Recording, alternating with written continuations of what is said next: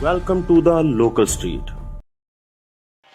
दोस्तों, जुर्म का रास्ता कितना ही क्यों ना अच्छा लग रहा हो, लेकिन इसका अंजाम हमेशा बुरा ही होता है। इस वीडियो में मैं आपको जिस इंसान के मुतालिक बताने जा रहा हूँ, उसको दुनिया की तारीख का सबसे खतरनाक और अमीर तरीन मुजरिम कहा जाता है। इस इंसान का नाम पैब्लो एस्कोबार है। ताहम वीडियो में आगे बढ़ने से कबल हस्बी रिवायत हमारे चैनल को सब्सक्राइब करते हुए साथ मौजूद बेल के आइकन को भी प्रेस कर दें, ताकि इस तरह की मजीद आने वाली वीडियोस का नोटिफिकेशन आपको बर वक्त मिल सके। अब आइए असल मौजू की जानिब बढ़ते हैं। दोस्तों, पैब्लो एस्कोबार का ताल्लुक कोलंबिया से था। ये कोलंबिया के शहर रियो नेग्रो में 1949 में पैदा हुआ था। इसका बाप एक किसान था और इसकी माँ स्कूल टीचर थी। ये गरीब खानदान में पैदा हुआ था। पैब्लो एस्कोबार को पढ़ाई में दिलचस्पी नहीं थी। ये बचपन से जुर्म के रास्ते पर चलना चाहता था। नकली ब्रांड्स की सिगरेट से लेकर नकली लॉटरी टिकट तक हर चीज बेचा करता था। 1970 तक पैब्लो ने गाड़ियां चुराने का काम शुरू कर दिया था। ये मुख्तलिफ स्मगलर के लिए भी काम करता रहा। लोगों को अगवा करके इनसे तवान मांगना इसकी लिस्ट में शामिल था। ये आदमी कोकेन और दूसरी नशा आवर चीजें भी बेचना शुरू हो गया।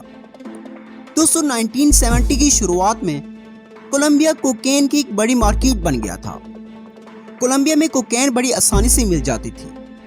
पैब्लो जैसे कई और लोग भी कोकेन खुलेआम बेचा करते थे। दोस्तों, कोलंबिया साउथ अमेरिका के नॉर्थ में वाक़ है। ये मुल्क अमेरिका को कोकेन फराहम करने वाला सबसे बड़ा मुल्क बन गया। हर महीने कोलंबिया से अमेरिका तक तकरीबन 70 से 80 टन तक की कोकेन स्मगल हुआ करती थी। अमेरिका की बढ़ती हुई मांग की वजह से कोलंबिया में मौजूद कोकेन बेचने वालों को बहुत फायदा पहुंचा। इन लोगों में पैब्लो एस्कोबार भी शामिल था। पैब्लो एस्कोबार ने कोकेन को अमेरिका तक पहुंचाने के नए नए तरीके दरियाफ्त कर लिए। इसने बहामास के समुद्री इलाके में मौजूद तो नॉर्मन नामी जजीरे पर अपना शिप पॉइंट खोल लिया। इसने अपने दीगर दोस्तों के साथ मिलकर इस जजीरे की ज्यादातर जमीन को कौड़ियों के दाम पर खरीद लिया।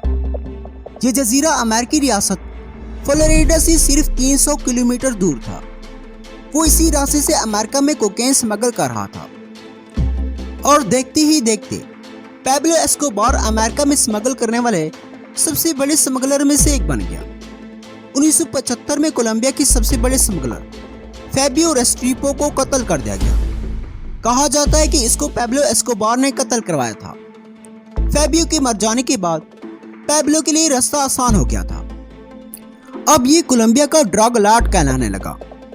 पैब्लो एस्कोबार बोलिविया से भारी मिकदार में कोकेन खरीदता और उसको अमेरिका में स्मगल करता था। इसने इसी जजीरे पर एक आलीशान घर, एक होटल और एक पूरा वेयर हाउस तामीर कर लिया था, जहां ये कोकेन रखता और वहीं से इसको अमेरिकी रियासत फ्लोरिडा में स्मगल कर देता। 1982 में पैब्लो एस्कोबार सियासत में भी दाखिल हो गया और कोलंबिया की कांग्रेस का मेंबर बन गया। लेकिन इसकी ड्रग्स बेचकर कमाई जाने वाली सारी दौलत का पता चलना शुरू हो गया था। 2 साल के बाद इसको कांग्रेस से रिजाइन करना पड़ा। इसके खिलाफ जिस मिनिस्टर ने कैंपेन चलाई थी, बाद में इसको भी कत्ल कर दिया गया और यहाँ से पैब्लो एस्कोबार की दहशत पूरे कोलंबिया में फैलना शुरू हो गई। इसका ख्वाब कोलंबिया का प्रेसिडेंट बनना था, लेकिन जब इसको एहसास हुआ कि ऐसा कभी नहीं हो सकेगा, तो उसने कोलंबिया की सियासत को हिला कर रख दिया। इसने कोलंबिया की 3 प्रेसिडेंशियल उम्मीदवारों का कत्ल करवा दिया। कोलंबिया के अटॉर्नी जनरल को भी इसी ने कत्ल करवाया। 1000 से ज्यादा कोलंबियन पुलिस ऑफिसर्स के कत्ल का जिम्मेदार पैब्लो एस्कोबार को ठहराया गया। इसके अपने बेटे के मुताबिक पैब्लो एस्कोबार ने तकरीबन 3 से 4 हजार लोगों का कत्ल करवाया। पैब्लो एस्कोबार के खास आदमी का नाम जॉन जैरो था। इसको पोपाय भी कहा जाता था। ये एक हिटमैन था और पैब्लो लोगों को कत्ल करवाने और टॉर्चर करवाने का काम इसी को देता था। दिलचस्प बात यह है कि पैब्लो गरीब लोगों की मदद करता था ताकि लोगों के दिलों में इसके लिए इज्जत बन जाए। लेकिन लोगों को भी ऐसा ऐसा पैब्लो की असलियत का पता चलने लगा। पैसों की बात आई तो यहाँ मैं आपको पैब्लो एस्कोबार की दौलत के बारे में کچھ حیرت انگیز باتیں بھی بتا دوں۔ پیبلو ایسکوبار دنیا کی 10 امیر ترین لوگوں میں سے ایک بن گیا تھا۔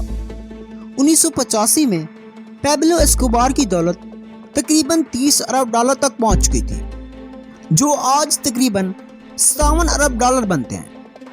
یہ اس وقت نہ صرف امریکہ میں بلکہ پوری دنیا میں کوکین سمگل کرنے والا سب سے بڑا ڈیلر بن چکا تھا۔ یہ ہر دن امریکہ میں تقریباً 500 ملین ڈالرز کی کوکین سمگل کر رہا تھا۔ اس کے پاس زیادہ تر پیسہ کیش کی صورت میں تھا۔ اس کو ہر ہفتے 1000 ڈالرز کے ربر بینڈز خریدنے پڑتے تھے تاکہ یہ ان کو اپنے پیسوں پر لگا سکے۔ یہ اپنے کیش کو ایک بہت بڑے ویئر ہاؤس میں رکھتا تھا اور ہر سال اس کے کروڑوں روپے صرف اس لیے غائب ہو جاتے تھے کیونکہ ان نوٹس کو یا تو چوہے کھا جاتے تھے یا پھر وہ نوٹ پھٹ جاتے تھے۔ دوستو، کہا جاتا ہے کہ ایک دفعہ یہ اور اس کی بیٹی ایک جنگل میں پکنک کے لیے رکے اور ان کے پاس جلانے کے لیے لکڑیاں ختم ہو چکی تھی۔ اس کی بیٹی کو سردی لگ رہی تھی۔ اس کے پاس اس وقت کافی کیش موجود تھا۔ اس نے لکڑیاں ڈھونڈنے کی بجائے تقریباً 20 لاکھ ڈالرز کو آگ لگا دی تاکہ اس کی بیٹی کو سردی نہ لگے۔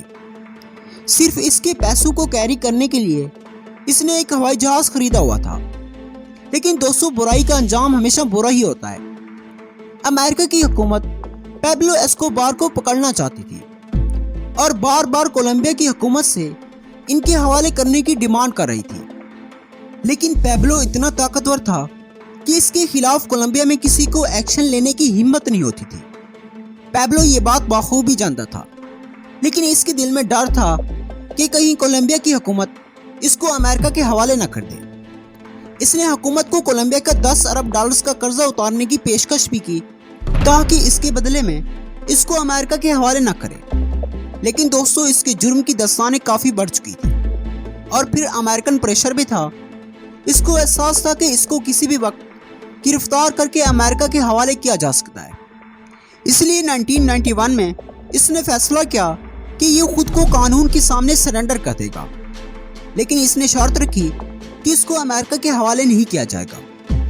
حکومت نے پیبلو کی اس بات کو مان لیا، لیکن پیبلو ایسکوبار کی شرط کے مطابق اس کو کسی جیل میں نہیں بھیجا گیا، بلکہ اس کو اپنی جیل خود بنوانے کی اجازت دی گئی۔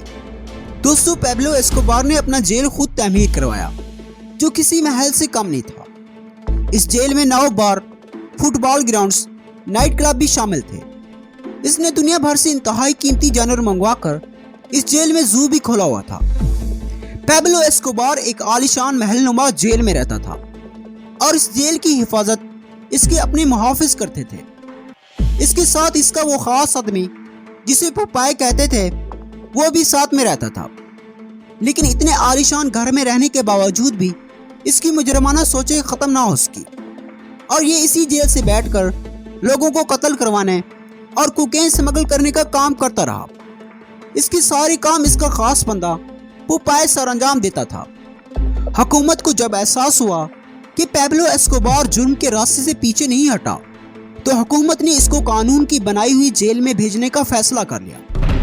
پیبلو ایسکوبار نے اس بات کا پہلے سے پتہ چلا لیا اور اس نے اپنے ساتھیوں کے ساتھ مل کر اپنے عالیشان جیل سے فرار ہونے کا پلان بنا لیا۔ دوستو، پیبلو ایسکوبار اس عالیشان جیل سے فرار ہونے میں کامیاب ہو گیا۔ پیبلو کو پکڑنے کے لیے امریکہ اور کولمبیا کی حکومت نے گٹھ جوڑ کر لیا۔ دوستو، آخرکار 16 مہینے کی شدید تلاش کے بعد اور کئی ملینز ڈالر خرچ کرنے کے بعد 2 دسمبر 1993 کو پولیس کو پیبلو کے ٹھکانے کا پتہ لگ گیا۔ یہ پیبلو کی سالگرہ سے ایک دن کے بعد کا واقعہ تھا۔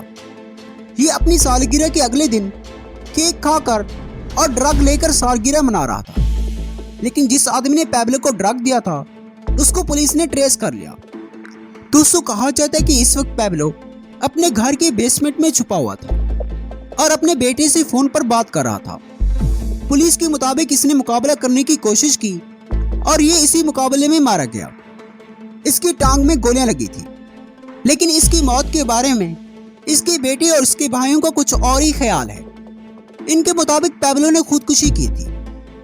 اس کے بھائیوں کا کہنا ہے کہ ان کو پیبلو نے خود بتایا تھا کہ وہ پکڑے جانے سے پہلے ہی خود کو گولی مار کر خودکشی کر لے گا، یہ بھی کہا جاتا ہے کہ جس گن سے پیبلو کو گولی لگی تھی وہ اس کی اپنی ہی گن تھی۔ دوستو پیبلو کی موت کی خبر اس وقت دنیا کی سب سے بڑی خبر بن گئی تھی۔ کہا جاتا ہے کہ اس کی آخری رسومات میں 25,000 سے زیادہ لوگوں نے حصہ لیا۔ یہ سب وہ لوگ تھے جن کو پیبلو نے گھر بنا کر دیے تھے اور ان کی مدد کی تھی، لیکن اس نے ہزاروں لوگوں کو قتل بھی کروایا تھا، اس لیے کولمبیا میں زیادہ تر لوگ خوش تھے۔ دوستو اس کے ساتھ دلچسپ بات یہ بھی ہے کہ اس کے خاص آدمی اور ہٹ مین نے پولیس کے سامنے پہلے ہی خود کو سرنڈر کر دیا تھا۔ اس شخص نے 200 سے زیادہ لوگوں کو ٹارچر کر کے قتل کرنے کا اعتراف بھی کیا تھا۔ اس کو 24 سال کے لیے قید کی سزا ہوئی، کیونکہ کولمبیا میں سزائے موت کا حکم موجود نہیں۔